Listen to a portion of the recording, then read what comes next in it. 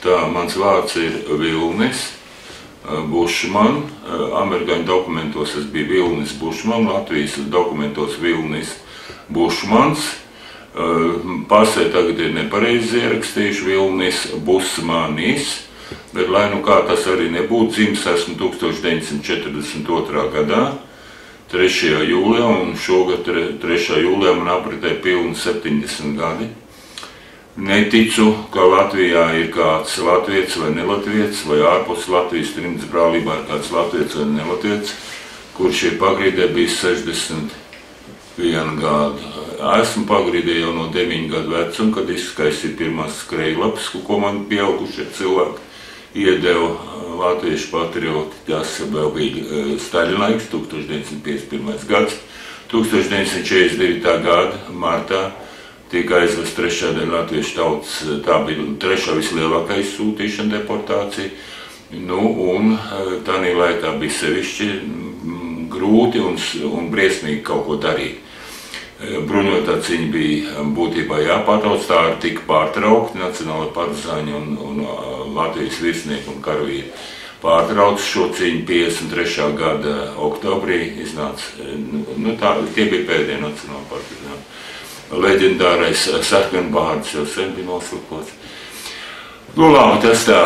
Tagad tie bija 5 priekš sagatavošanās gadi pagrīdes cīņām.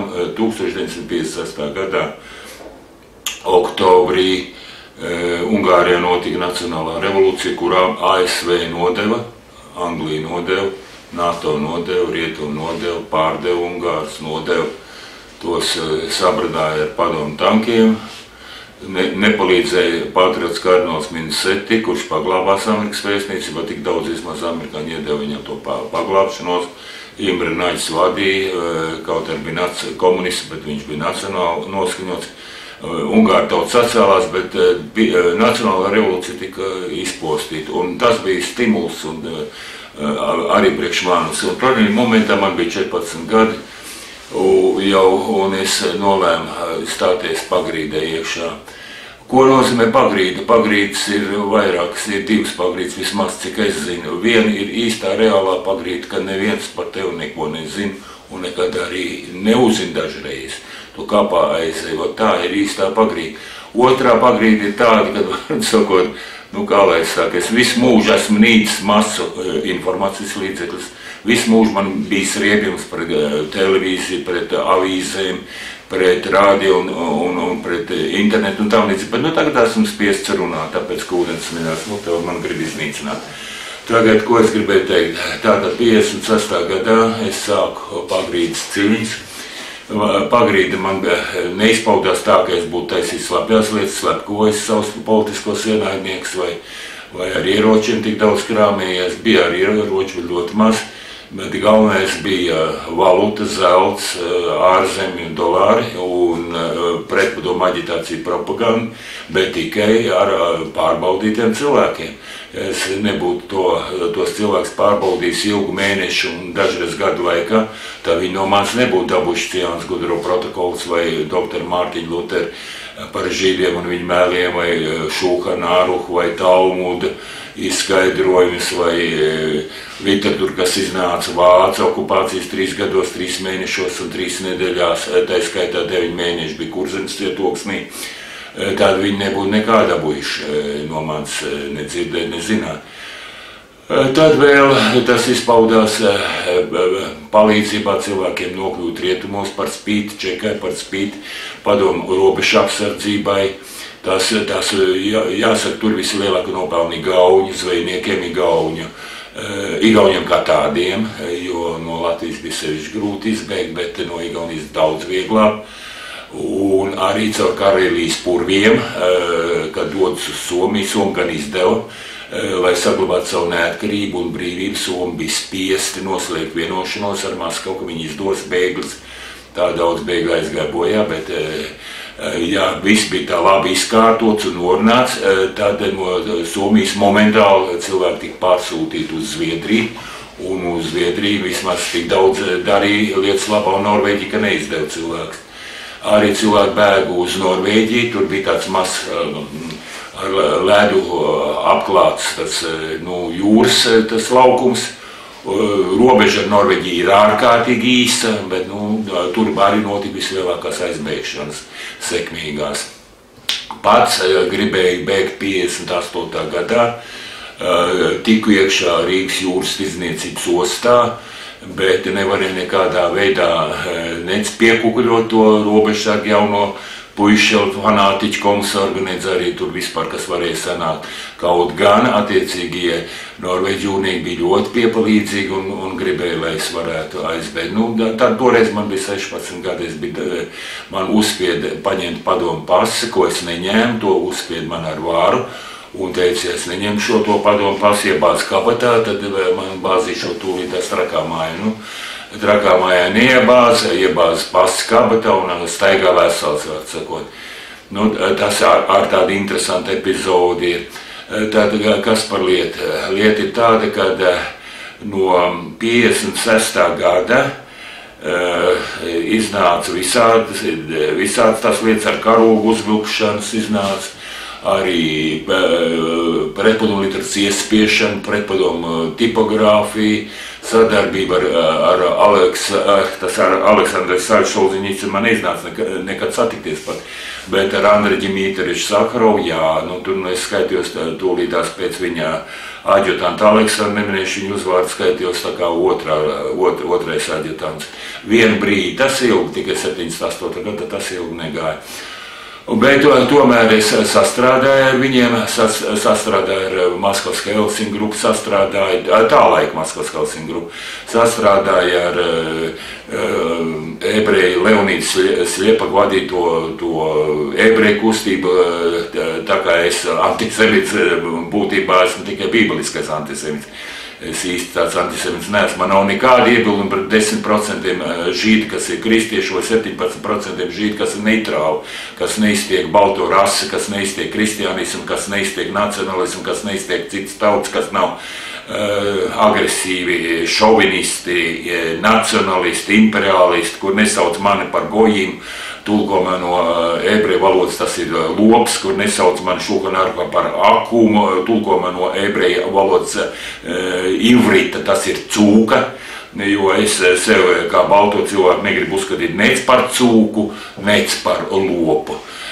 Vislielākie nacionalisti, protams, visā pasaulē ir ebreji, vai žīdi, vai jūdi, vai izraēlieši. Tie ir visi tie lielākie nacionalisti. Un ja kādam patīk mani nosaukt par antisemitu tikai tāpēc, ka es neticu holokaustam, ka tāds ir bijis. Ebreji, protams, zaudēja 230,666 cilvēks, kā saka tas anglikāņu garīdznieks un kā saka doktors Dāvis Džuks, Ku Klux Klana dibinātājs un vadītājs, un kā teica tas idiots muļs Austrijas tautas partijas vadītājs, kurš nesaprata, ka nedrīkst ar mašīnu ātri braukt, un kurš nesaprata, ka nedrīkst dzert alkoholu un aizgāja bojā. Vārds un žīdi viņu novāca Austrijā. Bet tāds ir tas stāvoklis, kad holokaustu nepiedzīvoja ebreji, bet holokaustu piedzīvoja krievu tauta zem totalitārā staļinismu. Holokaustu tagad piedzīvo latviešu tauta, tāpēc, kad vairāk kā 500 000 latvieši ir izbēguši no Latvijas. Oficiāli tiek atzīts, ka 120,000, kas gāja caur Čekas MVD un KGB un visiem tiem Čekas orgāniem okupētajā Latvijā, nozaktajā Latvijā, KGB Latvijā, Sovietska Latvija, Pradolžēņi, Interfronts Latvijskai, SSR un tā tāļāk un tam līdzīgi. Bet īstenībā ir aizbēguši 500,000 latviešu tauta. Es uzaicinu latviešu tautu doties svešumā, Latviju zaudēt. Tāds ir mans personīgais uzskats. Un Latvija ir pagalam. Latvija paņēma Čeka, Latvija paņēma Krievu okupanti, Latvija paņēma žīdu un masonu, Latvija aizebojā Amerikas Savienoto Valstu vainas dēļ, Anglijas apvienotās karalistes vainas dēļ un Izraels vainas dēļ. Zinu arī to, ka Izraela aizsūtīja savu vēstnieku tagad uz Rīgu. Viņu uzdevums ir neielaist Herberta Cukuru pīšļus, patriotu pīšļus, lai apglabātu Latviju, uzpasēt Latvijas tā saucamo valdību, neatkarīgo un brīvo, skatīties, lai viss norit tā kā noritēja 39. gadā un 40. gadā un 41. gadā. Vārds sakot, žīdi turpina to pašu spēlīt, ko viņi taisīja tādā laikā. Tātad visas instrukcijas Latvijas valdība un Latvijā valdošā vara saņem no Izraels vēstniecības un no ASV vēstniecības. ASV vēstniecības adrese ir Lielā Smilšu iela, kur atrodas žīdu vēstniecība, es to nezinu. Tagad žīdiem ir jāuzpasē, amerikāņiem ir jāuzpasē, lai nenotiktu Latvijas armijas pieminēšana un Latvijas armijas virsnieku un karavīru pieminēšana un svinēšana 16. martā 1943. gadā. Latvijas tautas otrā niknākā ienaidnieku vārā, tā ir vācu vārā, tie ir nacionālsocialisti, tas ir Hitlers, kurš nodeva Somiju, Igauniju, Latviju, Lietuvu, Poliju, Rumāniju, nodeva 1939. gada 23. augustā. Ribbentrop-Molotov pakts, tas starp citu ir nepareizi teikts, to žīdi noformēja, lai sauc par Ribbentrop-Molotov paktu. Īstenībā tas nav Ribbentrop-Molotov pakts, tas ir Hitlers un Staļina pakts. Un 23. augustā tika pielikti slepenie protokoli, kad Hitlers paņems rietumu. Hitlers ar citu Austrijas Lilipūtu žīdiņš, īstais uzvārds Čiklgrūbers, mammiņa žīdiete, 7. dienas adventiste, godīga kārtīga sieviete, tēvs bohēmijas čehs. Hitlers tā ar visu mūžu neiemācījās runāt vācu valodu. Vienmēr runāja ar ļoti smagu akcentu, sakot, ko var prasīt no slāvu un ko var prasīt no žīdi. Protams, ka viņš vācu valodu nespēja iemācīties. Tagad tālāk, ko es gribēju teikt. Tātad Hitlers latviešu tautas niknākais ienaidnieks, Staļins latviešu tautas niknākais ienaidnieks, Rūzvelts un Čerčils tāpat. Ja salīdzina Hitleru un Staļinu, Hitlers ir svēts, Staļins ir pēdējais kanibāls un pēdējais briesmons. Hitlers ir altāra puika, tāpēc, ka Hitlers noslēpo daudz mazāk cilvēku, Hitlers daudz mazāk kaitēja Latvijai, Lietuvai, Igaunijai, Somijai, Rumānijai, Polijai, Austrumeiropai un tā tālāk nekā Staļins. Tā kā, ja abus briesmoņus salīdzina, abus monstrus, basketbols monstrus, abus izdzimteņus, abus bija bļutkas. Ja salīdzina, tad Hitlers tomēr ir svētais, ja viņi salīdzina ar to žīdu no Grūzijas Staļinu, kur mammiņa atkal žīdieti, tīrasiņa žīdieti un atkal kristieti, cik interesants Staļins. Viņi neapmeklēja pat vienīgi reizi neapmeklēja un neuzaicināja uz Kremli atnākt ciemos, atbraukt ciemos no Gorī, tāpēc, ka viņi bija kristieti. Tēvs nodzēries gruzīņu kurpnieks. Tāds bija Staļins, Tiflis, banka laupītājs, krimināla noziedznieks, kuram ar politiku nebija nekas kopējs.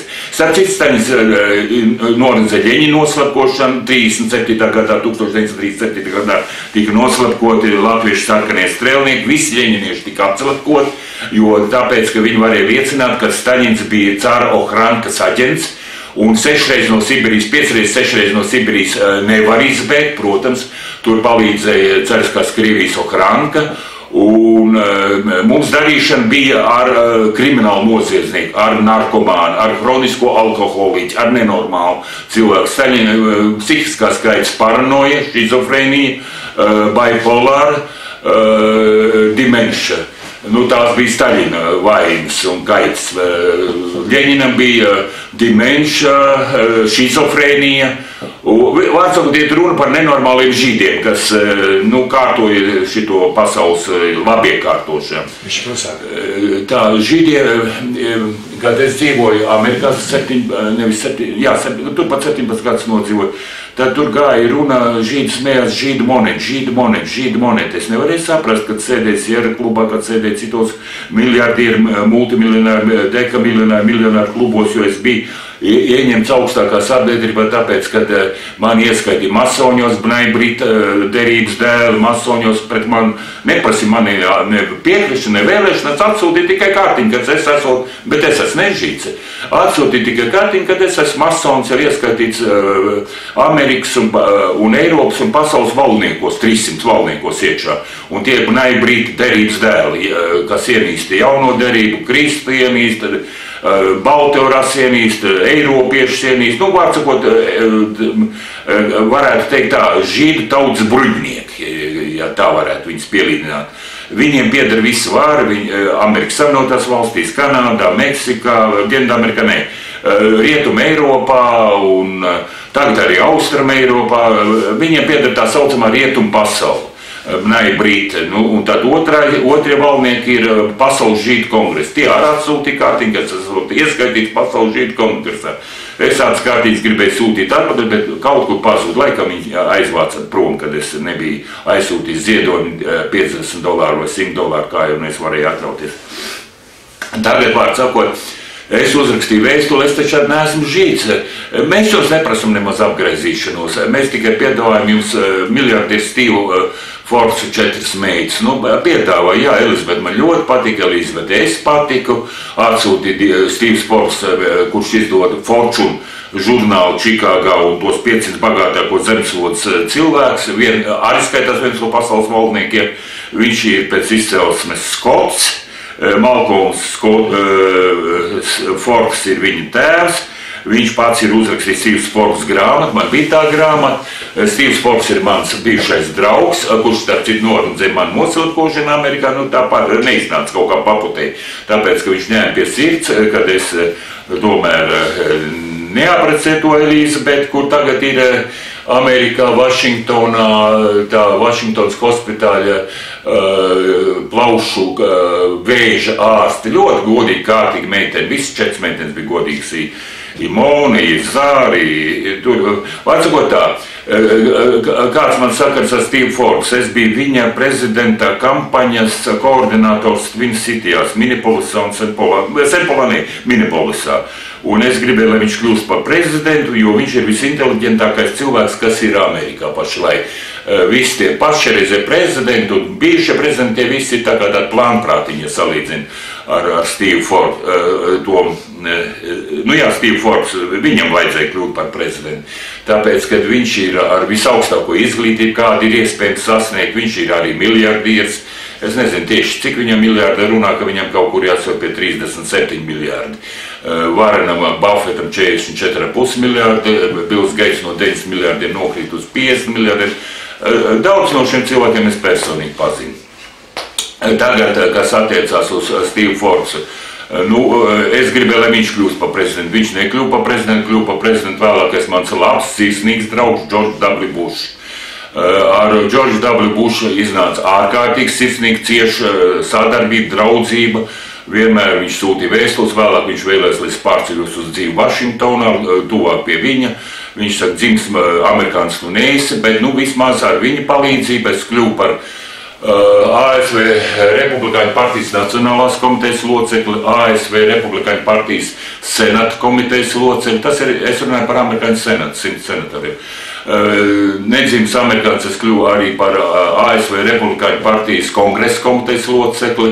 Tāpat tās vēlāk masoņi un žīdi man virzīja. Amerikā uz priekšu nevar tikt, ja aiz muguras nestāv žīdi, nestāv masoņi, nestāv protežētāji, kas tev virz uz priekšu, kas tev palīdz, kas tev atbalsta, kas tev ielaiž augstākā sabiedrība, high society, jo Amerika nav tāda parasta normāla valsts. Amerika ir liela Izraela. Amerika ir žīdu liela valsts. Amerika pieder žīdiem. Visa vara Amerikā pieder žīdiem. Nežīdiem vara ir kaut kur 0,001%. Būtībā faktiski 100% žīdu valsts, 100% žīdu vara, 100% masoņu lielvalsts un tā tāļāk un tā tāļāk. Amerika, starp citu, arī dibināta no žīdiem un masoņiem 1776. gadā, 4. jūlijā, žīdu un masoņu ložas Eiropā, Anglijā, bet sevišķi Šveicē un Francijā, Grand Orient, viņas nolēma dibināt, paši dibināsim, paņemsim vienu angļu koloniju, dibināsim sev žīdu lielvalsts, un to viņi arī uztaisīja. Un Amerikā tāpēc tiek vajāti kristieši, Dāvids Limbo, mana drauga Raša Limbo, slavenā miljonāra un arī tā radio komentētāja brālis, izdeva grāmatu Persecutions of Christians in United States of America, Dāvids Limbo, Raša Limbo brālis. Un Amerikā tiek vajāti baltā rase, tiek vajāts Ku Klux Klans, pasludināts par rasistisku organizāciju, tāpēc, kad aizstāv baltos. 2 miljoni amerikāņi ir aizbēguši, tie skaitās amerikāņu ekspatrioti. Tie ir mani tādi 2 miljoni. Viņi paši atzīst, ka miljons tikai esot aizbēdz. Amerikā katru dienu notiek politiskas slepkavības. Tā noslepkoja Viljamu Cooperu, bijušo ASV klusā okeāna izlūkošanas nodaļas vadītāju admirāli, cik es zinu, viņš bija admirālis. Un viņi noslapkoja dēļ grāmatas Behold a Pale Horse. Šī grāmatā viņš uzrakstīja patiesību, kad amerikāņu un padomju Savienības kosmiskā industrija dibināta no SS, un tas ir taisnība. Allgemeine SS zinātnieki tika visi, kad idiots Hitlers cieta sakāva Otrā pasaules karā, viņš speciāli tika izvirzīts, lai Vācija tiktu sakaut, lai varētu žīdu Vāciju pievākt. Tagad Vācijā dzīvo 11 miljonu žīdu, paši žīdu klusām čuks, kā tikai 5,5 miljonu. Tas nav taisnība, 11 miljonu žīdu dzīvo Vācijā pašlaik. Pēc Otrā pasaules kara bija palikuši tikai 17,000 Vācijā žīdi. Tagad tā, ko es gribēju teikt par šito Vāciju, jā. Speciāli tika žīdi es mētājos tā kā zaķis lēkā mazliet, tāpēc, ka ir tik daudz ko runā. Par Kukluksklānu es runāju. Kukluksklānu pasludināja par rasistisku organizāciju tāpēc, ka Kukluksklāns izdeva dažas grāmatas nepatīkams. Izdeva grāmatu par Pirmo pasaules karu, kas žīdi izraisīja un masoņi, izdeva grāmatu par Otro pasaules karu, kas izraisīja Otro pasaules karu, žīdi un masoņi. Izdeva grāmatu žīdi un masoņi izraisītās divas Krievijas revolūcijas, par 1917. gada žīdu advokāta Kerenska revolūciju un 1917. gada oktobra Haima Šruleviča Goldmana žīda izraisīto oktobra revolūciju. Ļeņins tāds uzvārds dzīvē nepastāvīja, nebija tāds cilvēks nav dzīvojis Ļeņins, tas ir pieņemts pseidonīms, politiskais pseidonīms. Un Ļeņina dzīveslās nerit neviena piliena Krievu asins vai Kalmika asins vai Burjata asins, Ļeņins ir tīrziņa ebrejs, tīrziņa žīds. Tagad Vladimirs Puķins, es ļoti mīlu Vladimiru Puķinu, viņš tagad izdeva brošūriņu par to, ka tikai pēc 100 gadiem iedrošinās izdot brošūriņu, ka viņš ir bijis žīds un ka žīdi ir taisījuši oktobra revolūciju, žīdi komunismu uzbrūvējuši. Tikai tagad uzdrošinās to pēc 100 gadiem, to, ko es zināju jau sen agrāk. Kā radās Ļeņins? Tur bija tā, caru vajadzēja novākt, cars bija pasludināts Ciānas Gudro protokolos un Šulhana Aruhā un Talmudā, ne Talmudā, bet kā to žīdu grāmatu sauc aizmirst, bija pasludināts par Kaporas gailu, kurš ir jāupurē. Un kāpēc bija jāupurē monarhs cars Nikolais II Romanovs? Tāpēc, ka viņš bija antisemits. Viņš bija godīgs, kārtīgs kristietis, viņš bija godīgs, kārtīgs pareizticīgais, un viņš negribēja, lai žīdu un masoņu Krieviju iznīcina. Un tāpēc, ka viņš pretojās žīdu un masoņu plāniem iznīcināt Krievijas lielu valsti, Krievijas pareizticīgos, tā ir pravoslavnē Rusi, tāpēc, ka viņš pretojās Krievijas iznīcināšanai, viņu vajadzēja iznīcināt. Pie tam vēl cārs Nikolais II sakaidināja žīdus ar to, ka viņš pavēlēja žīdiem dzīvot 20 verstis ārpus lielajām pilsētām. Kāpēc? Tāpēc, ka žīdi briesmīgi krāpa, briesmīgi mānīja ar savām rebēm, ar savu tekstilu rūpniecību, ar savām precēm, ko tirgo un tā tāļāk. Un visi Krievi viņu cienīja. Tas viens. Otkārt, žīdi cienīja dēļ rituālām slepkavībām. Judaismā ir rituālās slepkavības, kur mācās ir vajadzīgs kristiešu asins. Man gadījās tikai vienreiz mūžā noķert šito situāciju. Tas bija Rīgā, tas bija padomu laikā. Un es biju kopā ar vienu draugu, kurš strādāja KGB valsts drošības komitejā, un viņš man tagad saka tā apakšpulkvedis, es neminēšu ne viņa dienas, pakāps, ne vārdu, ne uzvārdu, nekā, man bija drauga arī čekā. Un viņš tagad zina, ko nāca man līdzi, mēs tagad ķersim rokā, atveda no Amerikas Savienotajām valstīm tās matas ar kristiešu pilieniem, asins pilieniem. Un tad Peitavas iela, tur viņiem ir sinagoga Rīgā. Peitavas ielā ir vienīgā sinagoga Rīgā un Latvijā, Peitavas ielā. Un tad tagad tas Amerikas žīds, vārds sakot, izkāp no šitā limuzīnārā, un tad čekisti viņu sagrāba, un tas mans draugs saka, tas skaties uzmanīgi, tas ir vēstures moments, vārds sakot, un tās matas ir ar asinspilieniem, jā. Nu, tas tika atvests, var sakot, lai te padomu žīdiem būtu tie prieki, lielie prieki Paskā lieldienās. Žīdi taisa rituālās slepkavības. Kāpēc es 2008. gadā, kad es aizbraucu prom no ASV uz visiem laikiem, mani negribēja izlaist no ASV, bet man palīdzēja Sudāns un citi musulmaņi. Viņi sameklēja man ceļošanas aģentūru, kas man slepeni pārdeva biļeti, un tā es aizbraucu. Tāpēc, ka man bija uzlikts aizliegums atstāt Ameriku tādēļ, kad es biju Amerikas Legion of Merit loceklis, Amerikas goda leģions. Merit of Legion nozīmē goda leģions. Un Amerikā tas ir otrs lielākais apbalvojums. Pirmais vislielākais ir kongresa medaļa. Tā ir vislielākais apbalvojums. Un tad otrais tūlītās nāk goda leģions. Es biju goda leģiona leģionārs. Arī loceklis Nacionālā šautenes asociācijā, arī loceklis American Center for Law and Justice. Arī man bija 2 zilās amerikāņu policijas kārtiņas. Mans draugs bija Rudijs Giuliani, itālis pēc tautības. Viņš ir bijušais Ņujorkas policijas vadītājs, mērs, un ar vienu brīdi bija policijas tas prezidenta kandidāts. 3 reiz rakstīja man vēstules, vienreiz uzaicināja pārcelties uz dzīvi pie viņu uz Ņujorku. Tagad tā, mani izglāba no Federālā izmeklēšanas biroja cietuma 2009. gada 11. jūnijā 6 itāļi, kuri nav locekļi Itāļu La Cosa Nostra, un tāds sekošs personas. Giuliani sūtītais policijas komisārs Livrais Greivs, tas izkārtoja federālo tiesnesi Lismenu, tas piedalījās manā glābšanā. Tad ebrejiete, žīdiete, masoni, protams, arī Minnesotas štata senatore Eimī Kuibiševa. Tā kā pret šīdiem es 100% nevaru nostāties, man draugi viņu vidū arī. Un tā paziņoja prezidentam Barack Obamam, tam mulatu prezidentam, starp citādi godīgs cilvēks, ja viņš nebūtu iestājies par man cauri, ar man bija, man dziesmiņi bija nodziedāti.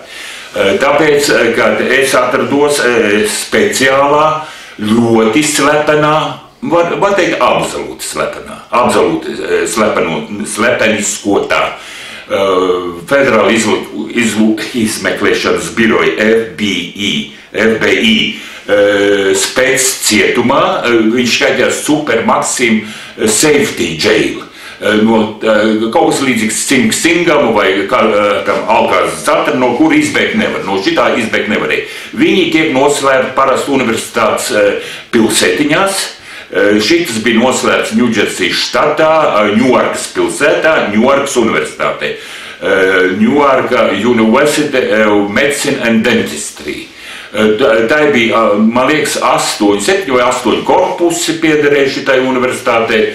Vienā no šiem korpusiem, viss korpus pieder Federālam izmeklēšanas birojam, 7. stāvā pašā augšā, tad tur notika spīdzināšanas, slepkavošanas, un manā klātbūtnē daudz nenoslepkoja, bet noslepkoja Kuklus-klānieti Pēteri Jansonu jūrnieku, noslepkoja kristīgo misionāri Miss Blue, viņas brāli noslepkoja bijušo zvejnieku.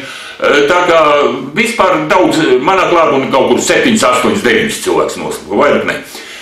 Nu, mani arī, protams, slepkoja 3 grūda virsū, 3, tas ir skaitās amerikāņu tā spīdzināšanas tehnika. Grūda virsū, kā tas angliski jāsaka, 3 microwave, tūlīt angliski tā atcerēšos, 3 microwave heat drones, tas ir 3 dzelzs roboti, kuri grūda virsū karstuma viļņas. Tas ir ar liesmām man nededzināja, bet man dedzināja ar karstumu. Man ir sadedzināti acu artērijas, tāpēc es paliku akls. Man sadedzināja acu artērijas, man sadedzināja visu seju, es biju pārklāts ar pelniem. Visa āda bija sadedzināta, rokas sadedzināts, jāsaka, man izģēra pilnīgi pliku, un man atņēma arī apakšbiks ar $10,000, Un tad tādīs drēbītēs man bija $276. Tos godīgi atdeva atpakaļ. Tos 207, es nevaru pārnest. Tie tika atdot atpakaļ. 10 000 pazunu, sūdz par viņiem. Tagad, ko gribēju teikt? Tagad tā, kāda izpaudās spīdzināšanas. Teizers, elektriskā pistola, sišana, tāda, par ko čeki tikai var sapņot. Čeks spīdzināšanas, protams, ir bērnišķīgs, protams, ir niecīgs, smieklīgs, nožēlojams. Viņiem jāmācās ir no sekojušām tautām, no blacksnake'ām, melniem rasistiem, no itāļu mafijniekiem, La Cosa Nostra, no amerikāņu deģenerātiem, jeņķiem, alkoholiķiem, narkomāniem.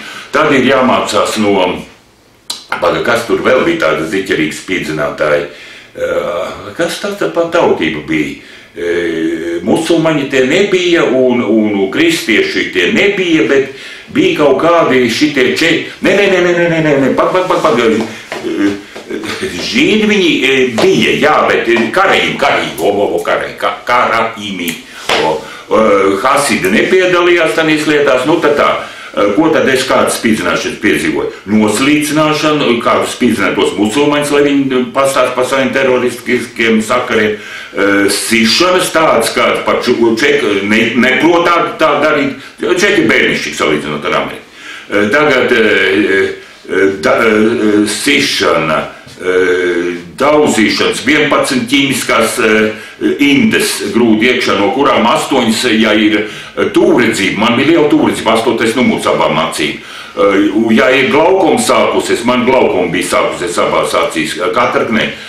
Tad man glaukuma bija kaut kur ļoti maziņi 2 vai 3 merkuri punktu līmenī. Tad paliek akls, tad izraisās 8 tādas speciālas indes, kas izraisa aklumu. Vārdsakot, viņi teica, mēs tev pateicīsim aklu, tad tu būsi nekaitīgs. Tas tev labāk būs, tad tu nebūsi tik tramīgs, tik nervos, tik enerģisks, jo man ir holeriskais temperaments. Citiem cilvēkiem flegmatiskais Anglija, pusi nenormāli, viņiem ir flegmatiskais.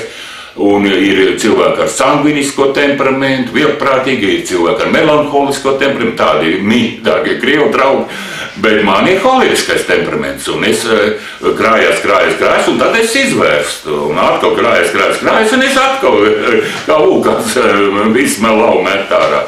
Un tā es samantoju ar savu holerisko temperamentu, es samantoju daudz ienaidnieks, dažādās tautās un dažādos politiskos traumos.